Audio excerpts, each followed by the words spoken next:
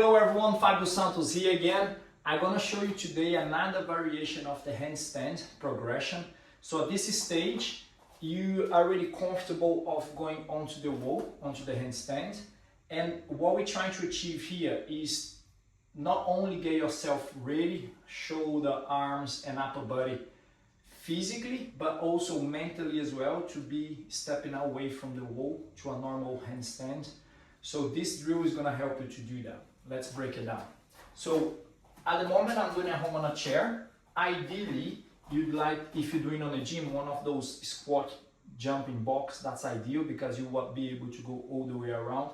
At the start, the first level, we're gonna just be walking sideways and sideways and forwards and backwards every direction in order to see if it doesn't hurt anywhere. I'm comfortable with that position. The closer I get to the chair or the box, the more weight I have on my shoulder. So at the start, you can even do this, yeah, and literally take the hand out,